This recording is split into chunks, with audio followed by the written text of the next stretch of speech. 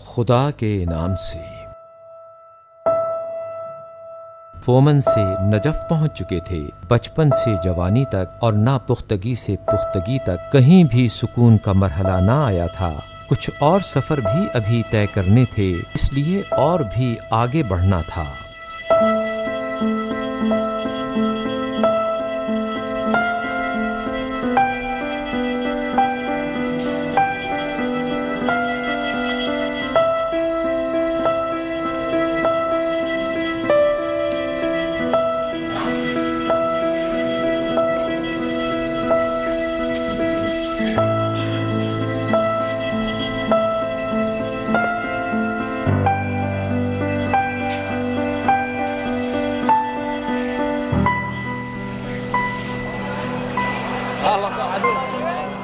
انیس سو 16 سال گزر چکے ہیں کہ جب 13 سال کا جوان محمد تقی بہجت یہاں اعتباط عالیہ آیا تھا۔ وہ جو اپنی زندگی کا آدھا حصہ یا زیادہ کربلا و نجف گزار چکا تھا، فومن کے شہر اور شہریوں سے زیادہ اس شہر اور اس کے شہریوں کے ساتھ کچھ محبت و انس رکھتا تھا۔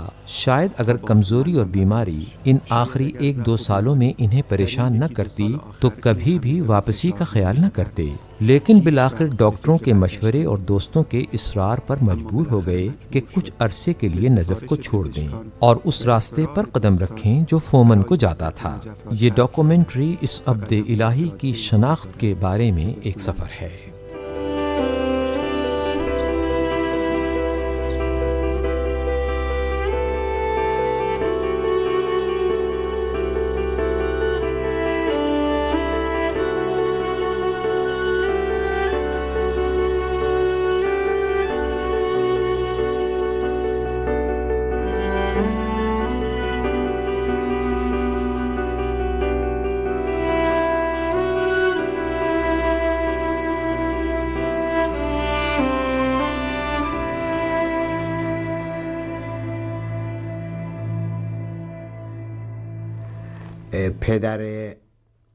قبلہ صاحب کے والد نہیں چاہتے تھے کہ قبلہ نجف سے ایران واپس آ جائیں۔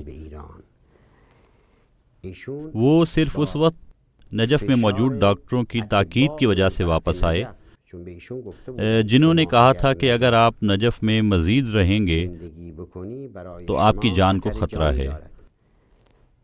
آپ کو ایسی بیماری ہے کہ جس کے لیے آپ ہر صورت اپنے وطن جا کر اس کا علاج کروائیں۔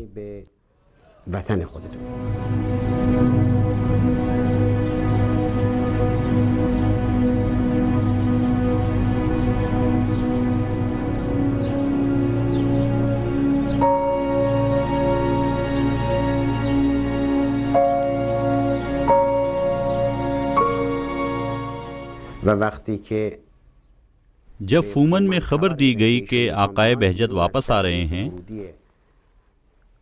تو یہاں باہر اسی شہر کے بیرونی راستے پر ایک گاؤں ہے جس کا نام سند ہے۔ لوگ ان کے استقبال کے لیے وہاں تک گئے۔ جن لوگوں نے ان کے استقبال میں شرکت کی تھی ان میں سے کئی ایک نے مجھے بتایا، ان میں سے بہت سے خدا کی رحمت میں بھی چلے گئے ہیں۔ وہ کہتے ہیں کہ استقبال کے دن ہم درود شریف پڑھتے ہوئے تکبیر کہتے ہوئے گئے اور استقبال کیا۔ انہیں گھر لے کر آئے۔ جب ہم وہاں پہنچے تو ان کے والد جو کہ لوگوں میں کربلائی کے نام سے مشہور تھے آئے اور انہوں نے وہیں پر غصے سے کہا کہ تم کیوں واپس آئے ہو؟ قبلہ نے کہا کہ آپ اجازت دیں ہم اوپر چلیں، میں واپسی کی وجہ تفصیل سے بیان کروں گا۔ یعنی ان کے والد کی بہت زیادہ خواہش تھی کہ ان کا بیٹا نجف میں رہے اور وہیں اپنی تعلیم کو آگے بڑھائے۔ ابھی معلوم نہ تھا کہ وہ کس مقصد کے لیے آئے ہیں، لیکن وہ اتنا بھی نہیں چاہتے تھے کہ ان کا بیٹا سفر کے لیے یا دعوت کے لیے واپس آئے۔ اتنی سی بات کو بھی قبول کرنے کے لیے تیار نہ تھے۔ ان کی وضاحت نے باپ کو راضی تو کر دیا لیکن پریشان بھی کر دیا۔ اب مرزا محمود اپنے بیٹے کی صحت و سلامتی کے متعلق فکر مند رہنے لگے تھے۔ وہ بیٹا جس کی ولادت، پرورش اور ترقی کے لیے انہوں نے بہت زیادہ مشکلات برداشت کی تھیں، کہ چند ماہ شیخ محمد تقی فومن میں رہ جانے کے بعد ان کے والد اس فکر میں تھے کہ بیٹے کی زندگی کو منظم کریں اور اس کے گھر کو پورا کریں، لیکن جوان مجتہد کا کمزور جسم یوں لگ رہا تھا کہ اب اس میں جان نہیں آئے گی اور وہ تندرست نہیں ہوگا۔ یہ چیز باپ کی خواہش پورا ہونے میں رکاوٹ بن رہی تھی۔ بہت سے خاندانوں نے انکار کر دیا اور کہا ہم انہیں لڑکی نہیں دیں گے کیونکہ ڈاکٹروں نے کہا ہے کہ انہی چند ماہ کے اندر وہ مر جائے گا۔ ہم ایسے شخص کو اپنی بیٹی نہیں دیں گے جس نے صرف 2 یا 3 مہینے زندہ رہنا ہے۔ لیکن بالآخر ایک گھرانہ جو وہیں کے رہنے والے تھے اور ان کے ہمسائے بھی تھے، اچھی شہرت والے لوگ تھے، وہ ان کے ساتھ شادی کے لیے راضی ہو گئے۔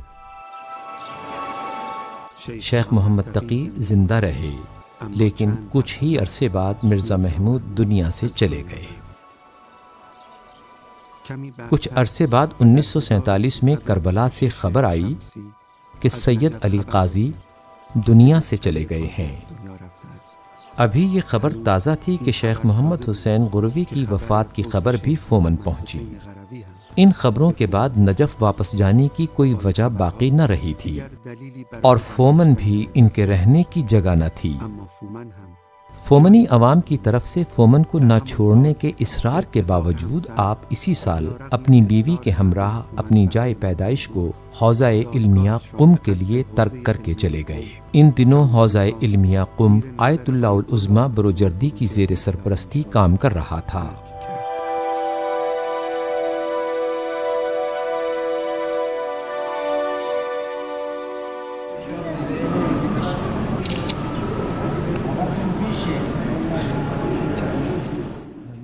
تیرہ 1332 شمسی میں مدرسہ حجتیہ میں میرے پاس ایک کمرہ تھا۔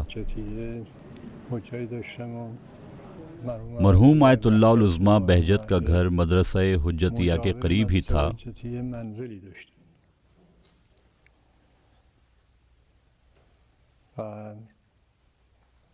اس طرح ہر روز آتے جاتے ہوئے ہم چند مرتبہ ان کی زیارت کیا کرتے تھے، خاص طور پر جب صبح کے وقت وہ حرم تشریف لاتے یا کبھی حرم سے واپسی پر ہم وہاں سے گزرتے ہوئے ان کے نورانی و ملکوتی چہرے کی زیارت کرتے۔ بعد میں ہم اپنے دوستوں سے ان کے بارے میں مختلف باتیں سنتے تھے۔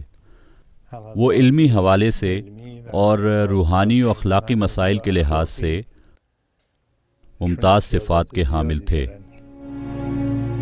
ان دنوں کا قم آیت اللہ العظمیٰ بروجردی کا قم تھا، یگانہ روزگار مرجع جو حوزہ علمیہ قم کے مقام کو حوزہ علمیہ نجف کی سطح تک برابر لانے میں کامیاب ہو گئے تھے۔ اس وقت کے جوان رضا شاہ کی حکومت بھی ان کامیابیوں کے سامنے رکاوٹ کھڑی نہ کر سکی تھی۔ اب پورے ملک سے علم کے مشتاق طلباء بڑی تعداد میں علم حاصل کرنے کے لیے قم آ رہے تھے۔ یہ ہر روز کی بڑھتی ہوئی رونق حضرت آیت اللہ العظمیٰ بہجت کے لیے تحرک اور دلچسپی کا باعث تھی تاکہ باصلاحیت شاگردوں کو قبول کریں، کیونکہ حوزہ علمیہ قم کے حوالے سے رضا شاہ کی حکومت کے زمانے میں حالات اتنے اچھے نہ تھے۔ انہوں نے عقائد بروجردی کے درس میں شرکت شروع کی اور اپنے علمی سوالات کا اظہار کیا، لیکن ان کی شخصیت اور طبیعت سے جو بات ظاہر ہوتی ہے اس سے ظاہر ہوتا ہے کہ جب انہوں نے دیکھا کہ وہ نمایاں ہو رہے ہیں تو پھر سوال کرنا چھوڑ دیا۔ ہمارے رفقا اور دوست جو اس وقت ہم سب رسائل و مقاصد پڑھ رہے تھے، انہوں نے عقائد بروجردی کے درس میں دیکھا کہ ایک طالب علم مختلف سوالات کر رہا ہے۔ وہ طالب علم آیت اللہ العظمیٰ بہجت رحمۃ اللہ تعالی علیہ تھے۔ ان سب دوستوں نے ان کے پاس درس پڑھنا شروع کر دیا، کیونکہ بعض اوقات شاگرد سوال کرتے ہیں لیکن استاد کی طرف سے ضروری توجہ نہیں ہوتی، جبکہ ان کی نسبت استاد کی خاص توجہ ہوتی تھی۔ لہٰذا ان دوستوں نے اپنے دروس کو آیت اللہ بہجت سے پڑھنا شروع کر دیا۔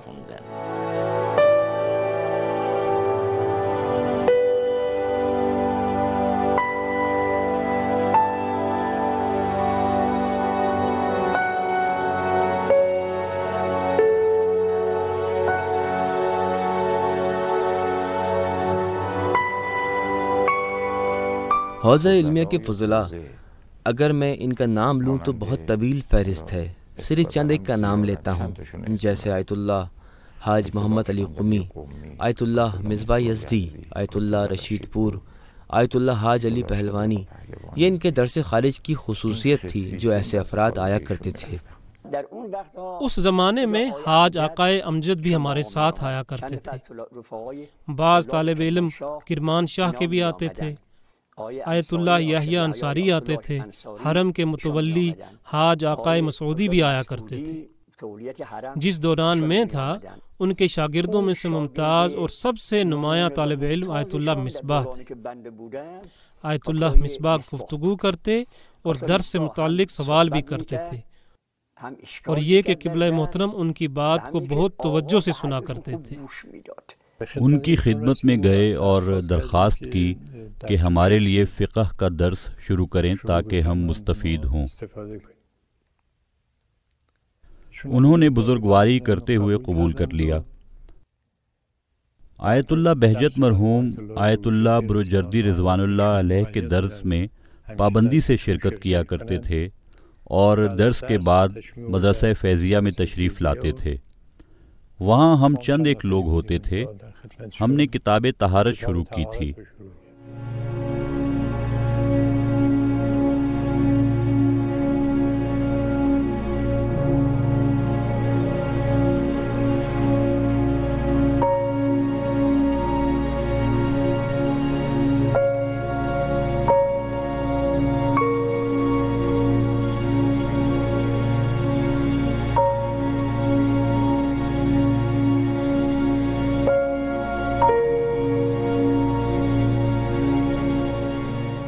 ایک دو سال کے بعد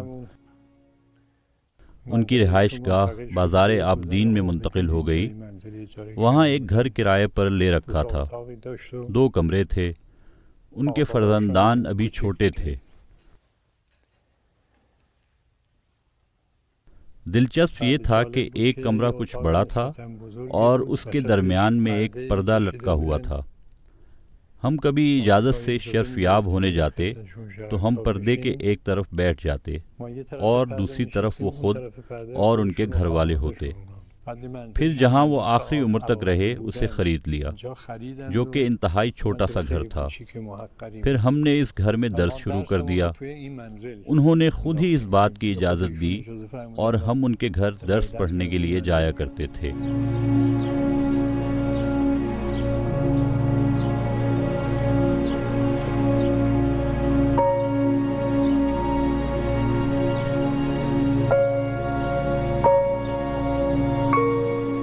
جب سے ہم یہاں آئے ہیں 30 یا 40 سال سے ان کے درس کا کمرہ یہی ہے۔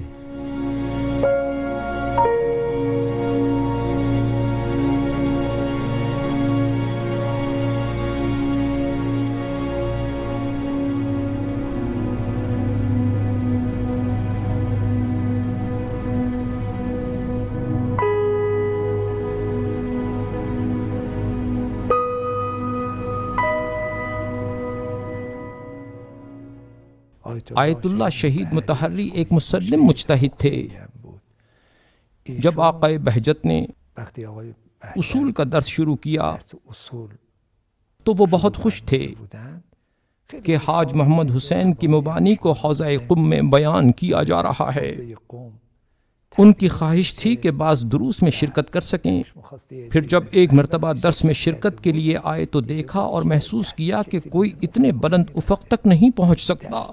یہ درس ایسا درس نہیں ہے جس سے حتیٰ عام مجتہدین بھی استنباط و استخراج کر سکیں۔ بنیادی طور پر ان کا درسی طریقہ کار ایسا ہی تھا جو کہ مشکل طریقہ کار تھا۔ درس و بحث سے متعلق علماء کے مابین رائج انداز سے بہت مختلف تھا۔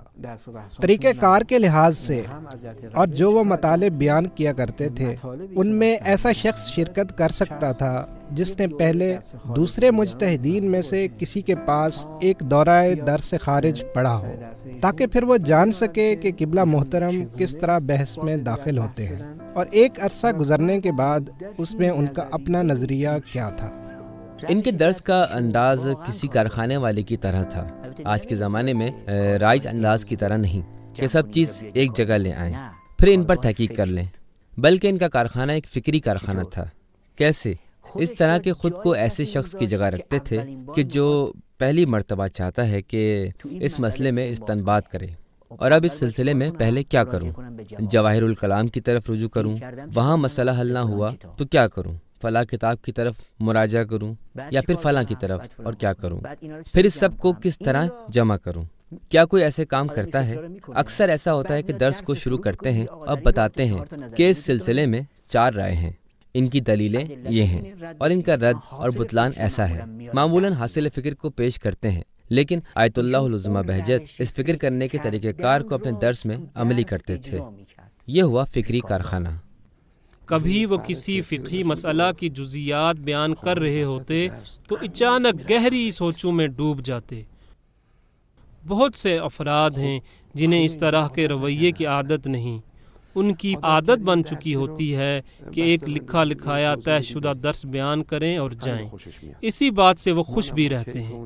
لیکن ہم لوگوں کو اس بات میں مزہ آتا تھا کہ یہ جو اس حالت میں گئے ہیں، ایسا گہرا سوچ رہے ہیں تاکہ اس مسئلے کے مطالب کو نکال لائیں، یہ بہت اہم ہے، اور خود یہ بات طالب علم کے لیے تربیت ہے کہ جناب یہ بحثیں قابل فہم ہیں، ان میں غور و فکر ضروری ہے۔ ایک عبارت کو اگر پڑھیں تو اس پر 1 گھنٹہ فکر کریں۔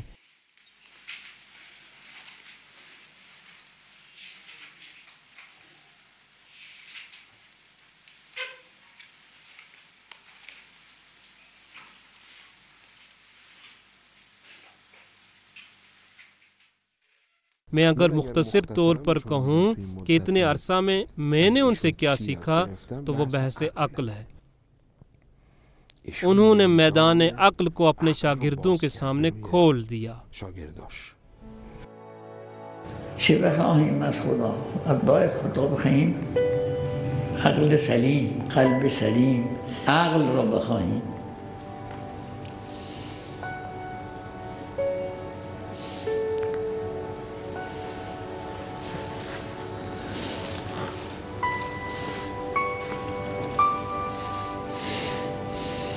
العقل والایمان والحیاء اخوة صدق ما لهم جفا، از هم جدا نمیشن۔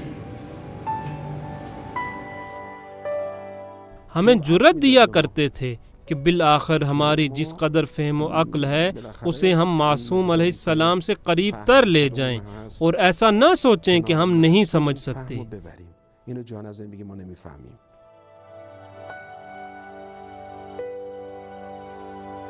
اس پر مثال عرض کروں کہ وہ فرماتے، عزیزو دیکھو یہ فقہی مسئلہ بیان ہو گیا، آئیے اب ہم یہ دیکھیں کہ ہماری عقل کیا کہتی ہے، ہم اس سے کیا سمجھتے ہیں۔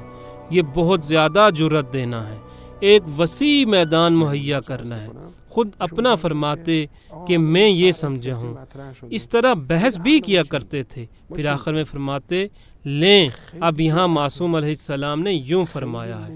اس طرح پہلے تو ہماری عقل اور معصوم علیہ السلام کا درمیانی فاصلہ معلوم ہو جائے، اس کے بعد معصوم کی بات کو زیادہ اچھے انداز میں سمجھ سکتے ہیں۔ لیکن اگر ہم پہلے ہی چل پڑتے اور بیان کر دیتے کہ معصوم علیہ السلام یوں فرماتے ہیں تو آپ نے اپنی عقل کو پھر چھٹی دے دی۔ انہوں نے واضح طور پر فرمایا تھا کہ کسی بھی جگہ اگر کسی فقہی مسئلہ میں ائمہ معصومین علیہم السلام سے کوئی روایت نقل ہو جس میں معصوم علیہ السلام نے علت حکم بیان فرمائی ہو تو وہ حکم ارشادی ہے، تعبدی نہیں ہے۔ یہ بات بہت ہی مضبوط اور نئی ہے۔ حتیٰ فتویٰ دینے میں احتیاط وغیرہ کا بہت کم ذکر کیا کرتے تھے، اور کہتے تھے کہ احتیاط تو بوڑھی عورتوں کی چھڑی ہے، اگر کوئی صاحب نظر ہے تو اپنی نظر کا اظہار کرے۔ مرزا محمد تقی شیرازی رحمه الله که 2 ساعت نقل شده است در بطلان دور با مرحوم آخوند ملا کاظم مباحثه میکنند. آخوند ادله زیادی میارد برای بطلان دور، ایشون ساکت میشه تا تمام ادلهش خلاص میکنه. آخوند دیگه تقریبا مثل که یقین میکردد دیگه این همه ادله رو آورده میشه ساکت بود. پس معلوم میشه که نخیر کشتم دیگه، کار را درست کردم. بعد از همه ادله که ساکت بود ایشون میفرمود یمکن ان یقال، از اول تا به آخر این ادله را اشکال میکرد. عرض کردیم که اگر ما موضوع را اسم حیوان بدانیم یا مذهب رو بدانیم تفاوت خیلی زیاده. مذهب رو معلوم نیست مزکا بوده به تزکیه اظهار شده یا لا به تزکیه اظهار. ان کے ہاتھ میں علم بھی ہے، قرآن بھی ہے، اور معصوم علیہ السلام کا ذوق بھی خوب اچھی طرح سے سمجھتے ہیں۔ میرا نقطہ یہ ہے کہ معصوم کا ذوق بھی پہچانتے تھے، بغیر حساب کتاب کے بات نہیں کرتے تھے۔ مثلاً وہ فرمایا کرتے تھے کہ ابو حنیفہ کی کوئی کتاب نہیں ہے، اس کے صرف 2 شاگرد تھے، ان کے ذریعے سے اس کے نظریات نقل ہوئے ہیں، لیکن مذہب حنفی والے جانتے ہیں کہ اس کا ذوق کیا تھا۔ صرف ان نظریات کے بیان ہونے کی وجہ سے ایسا ہے، تو کیا ہم امام صادق علیہ السلام کے ذوق کو نہیں پہچانتے؟ اتنی زیادہ روایات کے باوجود جو ہمارے ہاتھ میں ہیں اس قدر زیادہ ہیں کہ ماشاءاللہ۔ وہ فرماتے تھے کہ زکوٰۃ کے معاملہ میں ائمہ علیہم السلام کی رائے یہ تھی کہ اس طرح زکوٰۃ وصول کی جائے کہ وہ شخص اگلی مرتبہ خود خواہش کا اظہار کرے اور آ کر زکوٰۃ ادا کرے۔ دیکھا آپ نے یہ کیسی بنیاد ہے؟ ان کے علمی استدلال عقلی لحاظ سے بہت اعلیٰ ہوا کرتے تھے، لیکن ان کے عرفی استدلال بھی کم اہمیت نہ تھے۔ عرفی معاشرتی مسائل کی طرف توجہ، حقیقی واقعی مسائل پر توجہ، مسائل مکلفین اور ان کی سہولت کے بارے میں توجہ، اس جیسی باتیں بہت زیادہ تھیں۔ بس به قاعده به نفس و غروب میتونه افطار بکنه. به روایت دارد این که ما از نماز مغرب را با حضرت رسول میخوندیم، میامدیم بریم به منزل خودمون، جای پای خودمون را میدیدیم. ملاحظه کنید؟ صحیح. میدیدیم داریم میریم. بله، میتواند به نفس و غروب افطار بکند. علمی اعتبار سے وہ اسلام کے بلند مرتبہ محققین میں شمار ہوتے تھے۔ انہوں نے تمام ضروری فنون کا علم حاصل کیا تھا، جیسے فقہ، اصول، فلسفہ، عرفان، تفسیر، تاریخ، ادبیات، تاریخ تحلیلی، عرفان نظری، عرفان عملی، تفسیر عرفانی قرآن، علم با تعویلات قرآن۔ ان کے حوالے سے یہ بات بہت اہم ہے جو انہیں نمایاں کرتی ہے کہ عین اس وقت جب وہ اہل سلوک ہیں، عین اس وقت وہ بہت زیادہ محتاط ہیں، بالکل اس حال میں جب وہ انتہائی اعلیٰ درجہ کی عبادت کرتے ہیں، وہ نوجوانی کے عالم سے ہی علمی حوالے سے بہت انتھک محنتی تھے کہ موجودہ حوزہ کے علماء و فضلاء مراجع عظام کے درمیان انہیں مقدم جانتے ہیں۔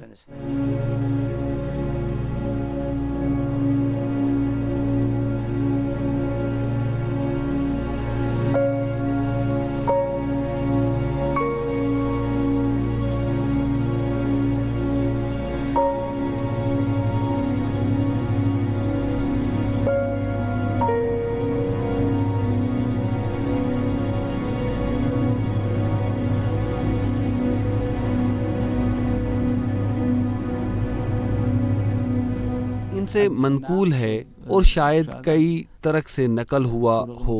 وہ فرماتے تھے کہ اگر 2 چیزوں میں سے مجھے ایک کا انتخاب کرنا ہو، جیسے نماز جماعت کو ترک کروں یا درس و تدریس کو چھوڑوں، تو میں نماز جماعت کو ترک کر دوں گا تاکہ درس میں پہنچ سکوں۔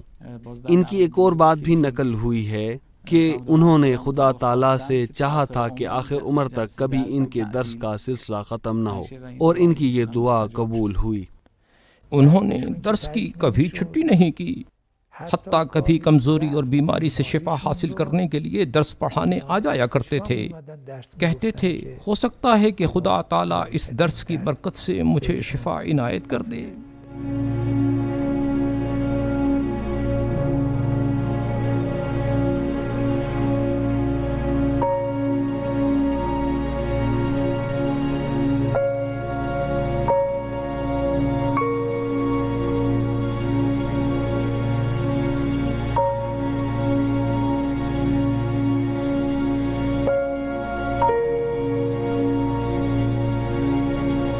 وہ فقہی حوالے سے بھی بہت مضبوط تھے۔ فقہ کے دورہ کو شروع سے آخر تک مطالعہ کر رکھا تھا اور لکھا ہوا تھا۔ ان کی توضیح المسائل بھی تقریباً کامل ہے۔ اس میں فقہ کے تمام ابواب بہت عمیق اور گہرائی کے ساتھ موجود ہیں۔ دوسری طرف ان کی عبادات بھی بہت بھاری بھرکم ہیں۔ یہ کیا عجب توفیق تھی جو اللہ تعالیٰ نے ان سے ہی چاہی تھی۔ اولیاء خدا اور خدا کے نیک بندوں کی کوشش و خواہش یہ ہوتی ہے کہ وہ پہچانے نہ جائیں۔ ان کی کوشش ہوتی ہے، لیکن بعض لوگوں کی حص جستجو کی وجہ سے مشکل ہوتی ہے۔ انہیں بھی پہلے لوگ نہیں جانتے تھے، صرف مخصوص افراد انہیں پہچانتے تھے۔ کوئی بھی ایسی بات جس میں ان کے حوالے سے کسی غیر معمولی بات کے بارے میں اشارہ ہو، اس کا اظہار نہیں کیا کرتے تھے۔ ان کی باتوں سے بہت کم ایسے کسی اشارے کو سمجھ سکتے تھے یا ہم اندازہ لگایا کرتے تھے۔ خود ان کی طرف سے ایسی کسی بات کا اظہار نہیں ہوتا تھا۔ آیت اللہ العظمی بہجت بہت باذوق انسان تھے، خوش طبع تھے، لیکن نہیں معلوم کیا بات تھی کہ انہوں نے دروازے کو بند کر رکھا تھا۔ ہر ایک کے لیے دروازہ نہیں کھولتے تھے، مگر بہت کم افراد کے لیے، بلکہ بہت ہی کم افراد کے لیے، جس کے ذریعے کبھی کبھار ایک نورانیت کا اظہار ہوتا تھا۔ بہت طویل عرصے تک انہوں نے کوشش کی کہ لوگوں کی نگاہوں اور توجہ سے دور رہیں، لیکن زندگی کے آخری سالوں میں جب اس گھر سے صبح، ظہر و مغرب کی اذان بلند ہوتی تو اس تنگ گلی میں دونوں طرف عوام کی بھیڑ جمع ہو جاتی۔ وہ کھڑے رہتے تاکہ ان کے ہمراہ مسجد یا حرم تک پیدل چل سکیں۔ انہوں نے خود کئی مرتبہ کہا تھا کہ ہرگز میرا دل نہیں چاہتا کہ میں معرفت و روحانیت کے عنوان سے پہچانا جاؤں، لیکن شاید تقدیر کچھ اور ہی چاہتی تھی۔ اس بات سے خوش نہ ہوتے تھے کہ کوئی اس چیز کو سمجھے، کیونکہ یہ بات اس قدر بلند مرتبہ اور گہری ہے کہ وہ اس چیز سے خوش فہم نہ تھے کہ کوئی جان جائے اور پھر آ جائے اس کے عملی نظام پر پابند ہو جائے۔ یہی معروف جملہ ہے کہ جب ان سے درخواست کی گئی کہ ہمیں کوئی نصیحت فرمائیں، جواب میں پوچھتے کہ کیا پہلے والی نصیحتوں پر عمل ہو گیا ہے جو آپ مزید چاہتے ہیں یا نہیں؟ وہ بھی سن لی تھیں اور اب پھر آپ چاہتے ہو کہ آپ کی سنی ہوئی باتوں میں مزید اضافہ ہو جائے۔ درس سے پہلے، درس کے بعد معرف کو بیان کیا کرتے تھے، اور کبھی درس کے درمیان میں یا کبھی کسی شخص سے ملاقات کے وقت بیان فرماتے۔ لیکن ان کے الفاظ میں کہنا چاہتا ہوں کہ ان کے کہنے کا انداز یا خاص الفاظ جن سے استفادہ کرتے تھے، اس کو یوں بیان کرتے کہ اگر کوئی آپ کے ساتھ کھڑا ہوتا تو وہ اسے کوئی عام سی بات سمجھتا۔ فرض کریں اگر مجھ سے کوئی لغزش ہو گئی ہے اور کوئی دوسرا بھی نہیں جانتا، گھر سے متعلق بات ہے یا گھر والوں سے متعلق ہے یا کسی اور کے متعلق ہے، وہ ایک واقعے کا ذکر کرتے یا کوئی حدیث بیان کرتے جس میں اس حوالے سے آگاہ کیا گیا ہوتا، ایسا اشارہ جس میں بتایا گیا ہوتا کہ تم نے اس قسم کی غلطی کی ہے اور مثلاً تم نے برا کام انجام دیا ہے، یا اس بارے میں رہنمائی ہوتی کہ کیا کریں۔ ایسا اکثر ہوتا تھا کہ جب واقعہ بیان کر رہے ہوتے تو اس شخص کی طرف ایک مخصوص انداز سے دیکھتے۔ یہ سلسلہ چلتا رہا یہاں تک کہ ان آخری سالوں میں ان سے کچھ آثار ظاہر ہو گئے، گویا اس میں بھی ان کی ماموریت تھی کہ ظاہر کریں۔ آقا اگر خانومی بخواد کسب علم معرفت بکنه شما میفرمایید از کجا شروع کنه؟ چه کتابایی رو بهش تدریس کنه؟ از استفاده معارف بکنه، اخلاق بکنه، معراج سعادت است. وقتی عربیت شیخ کامل شد جامعه سعاده. وقتی که این حد را با آخر رسون الاحیاء والاحیاء مثلا اینا هم مراتبی هستند که از هر کدوم آدم مستغنی شد به مرتبه دیگری مراجعه میکنه. ہم سے اس طرح نرمی سے پیش آتے تھے کہ ہم جرأت کر لیتے تھے. شاید یہ بندے کی نالائقی تھی کہ ان سے کوئی آپ کے بقول عرفانی سوال کریں. اسلامی عرفان یا دوسرے لفظوں میں ولائی عرفان کو قرآن و معرف اہل بیت سے اخذ کیا گیا ہے. عرفان اسلامی کی ہر وہ تعریف جو قرآن و معرف اہل بیت سے مطابقت نہ رکھتی ہو ہماری نظر میں وہ عرفان اسلامی نہیں ہے. اس عرفان کی اصلی علامتیں کیا ہیں؟ ایک یہ کہ ہماری شریعت کے وجود میں عرفان ہے. یہی نماز جو ہم پڑھتے ہیں اسی میں عرفان ہے. یہی روزہ جو ہم رکھتے ہیں اسی میں عرفان ہے.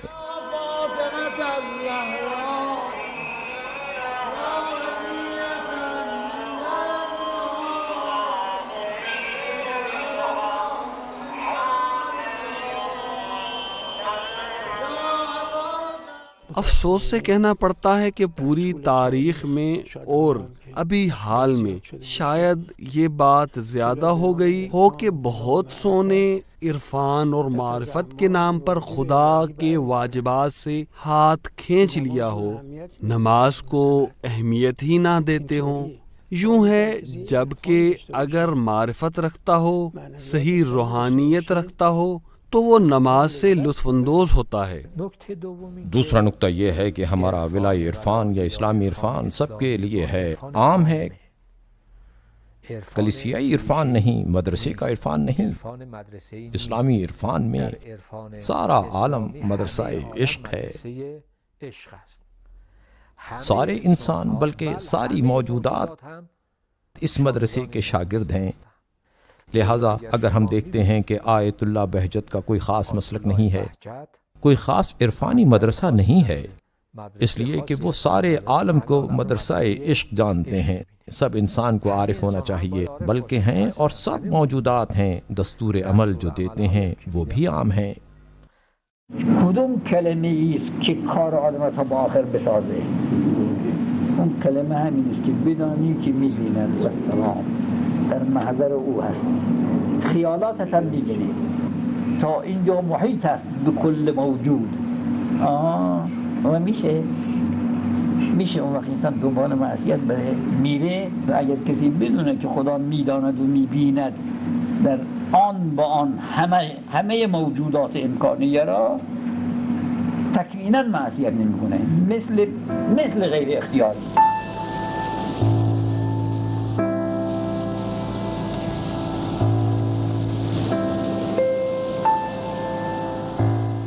وہ روایت پڑھتے تھے کہ من عمل بما علم اورثه الله علم ما لم يعلم، یعنی اگر کوئی ایسی چیز پر عمل کرے جو وہ جانتا ہے تو خود یہ عمل کرنا باعث بن جائے گا کہ اللہ تعالیٰ اس پر لطف و کرم کرے، اس پر اپنی عنایت کرے اور تازہ اور نئے علوم اس کو عطا کرے. اگر معنویت ہے تو نئی معنویت کی راہیں، اور اگر علم ہے تو نئے علم دے گا. مبتدائے متعالی کی طرف معرفت اور انسان کے عمل کے مابین گہرا تعلق ہے جسے ہم تقویٰ سے تعبیر کرتے ہیں. برای عمل چطور؟ خب آدم باید اختیاراً اون چیز را که میداند بکنه، زیر پا نگذاره، پشیمان میشه. اون چیزی را که نمیداند به این و اون نگاه نکنه، به دفتر نگاه کنه. باز هم ندونست توقف و احتیاط باید بکنه تا روشن بشه. مثلا به اون چیزی که میدانی اگر عمل بکنی اورثه الله علم ما لم یعلم، خفی ما لم یعلم لنهدینهم سبلنا. اینا تا به این درجه هم آمد مسئله عملیات که اگر دیدیم روشن نشد بر ما بدونیم که خیلی چیز زیر پا گذاشتیم، خیال کردیم که ما به واجبات عمل کردیم و به محرمات هم ترک کردیم.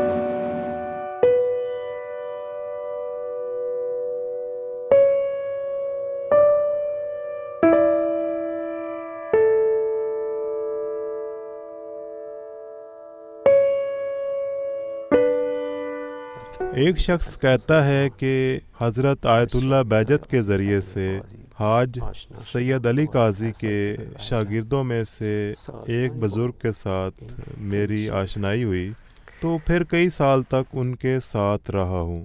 کس قدر خوبصورت ہے، ان سے بہت سی کرامات کو دیکھا تھا، کم بھی نہ تھیں۔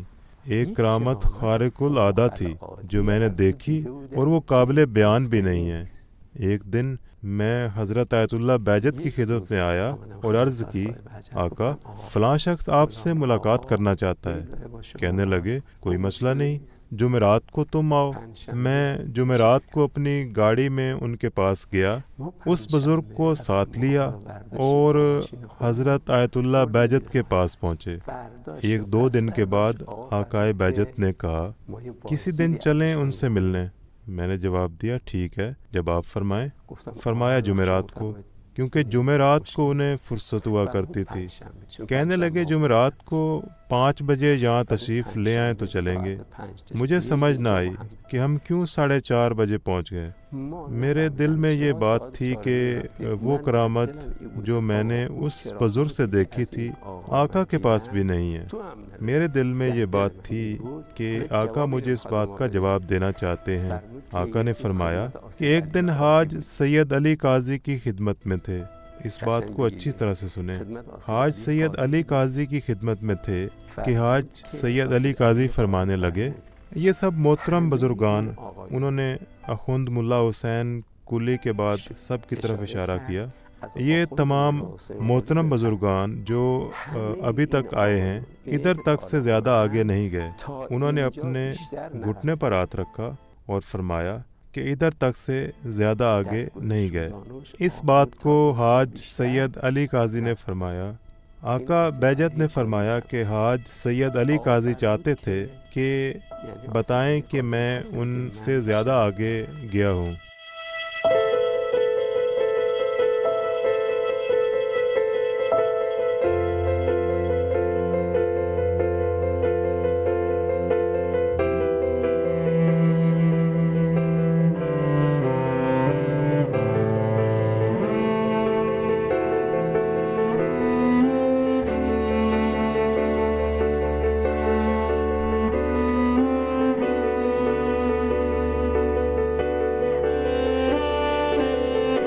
اس پر سلام جس دن وہ دنیا میں آیا اور جس دن وہ مر جائے گا، پھر جس دن اسے اٹھایا جائے گا۔ سورہ مریم آیہ مبارکہ 15۔